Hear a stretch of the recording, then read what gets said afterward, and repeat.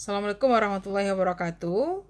Kita masuk pada sesi ke-6, pembahasan materi statistika ekonomi, yaitu penaksiran atau disebut juga dengan pendugaan atau estimasi. Nah, ini estimasi apa? Rata-rata dan proporsi. Nah, kita mulai dulu dengan pengertiannya.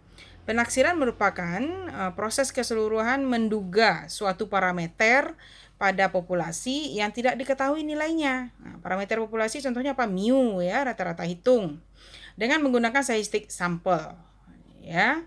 Nah, kepada penaksiran kita mengambil sampel untuk dianalisis sehingga hasil analisis tersebut dapat digunakan untuk memperkirakan ukuran populasi. Nah, ini disebut dengan parameter populasi. Nah, jenis penaksiran statistik ada dua, ada pendugaan titik atau point estimation. Nah, contohnya dari sampel acak rata-rata berat badan mahasiswa Fakultas Ekonomi 4 ialah 65 kg. Nah, jenis yang kedua itu pendugaan interval atau interval estimation.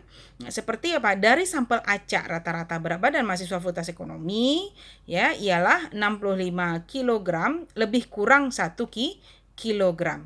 Nah, ya. Kemudian kita masuk ke kriteria penaksir yang baik. Nah, penduga yang baik itu seperti apa?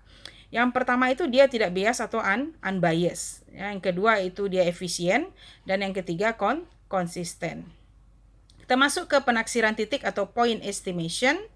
Ya, pada penaksiran titik kita menggunakan suatu nilai untuk menduga parameter populasi. Jadi kita menggunakan satu nilai untuk menduga parameter dari populasi seperti mu tadi. Mu merupakan parameter dari populasi. Nah, contohnya ini, ada mahasiswa, ada berat badannya, ini ada beberapa orang mahasiswa dengan berat badan tertentu. Nah, untuk menduga rata-rata berat badan dari 5 orang mahasiswa ini yang merupakan adalah teaching assistant ya. Ini ya, kita dugakan apa? Nah, dari sampel yang 5 ini ya, kita ambil nilai X bar atau rata-rata hitungnya. Dengan apa? Dengan menjumlahkan semua data dibagi dengan banyak sampel data. Nah, sampel kita ada 5, jumlahnya ini dapatlah 86. Nah, ini pendugaan titik namanya. Sedangkan pendugaan interval atau interval estimation ya, macam-macam penaksiran interval. Ya, kita mulai dari penaksiran rata-rata. Ya, ada 3 rumus untuk pendugaan interval rata-rata mu ya. Mu ini apa tadi? Parameter populasi. Nah, kita mulai dari penaksiran rata-rata berarti X bar ya, ada 3 rumusnya. Ya, rumus yang pertama yaitu ini, mu itu diduga antara besar dari nilai X bar kurang Z alfa per 2 sigma per akar N sampel dan kecil dari X bar tambah Z alfa per 2 sigma per akar N. Di mana nilai Z di sini adalah alfa per 2, yaitu 1 kurang alfa per 2. Ini nilainya. Z ini adalah nilai distribusi normal atau luas kurva normal. Nah, rumus ini di mana? Rumus ini berlaku untuk sampel besar, yaitu N besar sama 30. Jadi 30 ke atas dari populasi yang tidak terbatas finite population ataupun dari populasi yang terbatas atau finite population. Namun, rasio dari sampel per populasinya itu kecil sama dengan 0,05.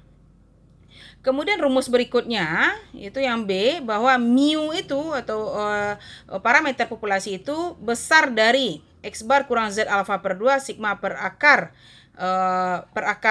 sampel atau N dikali dengan akar dari sampel populasi kurang sampel bagi dengan populasi kurang 1. Nah, dan mu itu kecil nilainya dari X bar tambah Z alfa per 2 sigma per akar N sampel kali dengan akar dari populasi kurang sampel per populasi kurang 1.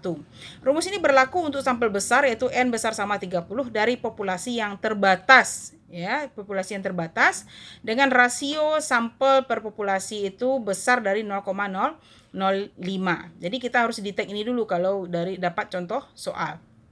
Kemudian rumus yang ketiga yaitu mu itu berada antara besar dari X bar kurang T alfa per 2 kali S adalah standar deviasi atau simpangan baku untuk sampel bagi dengan akar sampel.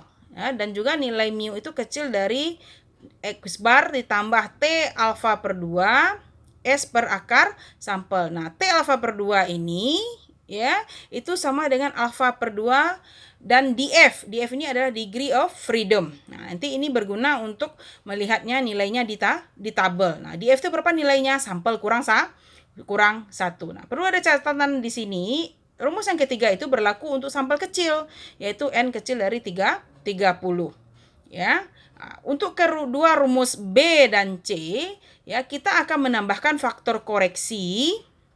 Ya, kita akan menambahkan faktor koreksi bernilai akar dari populasi kurang sampel bagi dengan populasi kurang 1 di kedua sisinya jika ya sampel dari populasi terbatas ya dengan rasio sampel per populasi besar daripada 0,05. Oke, sekian dulu video materinya. Assalamualaikum warahmatullahi wabarakatuh.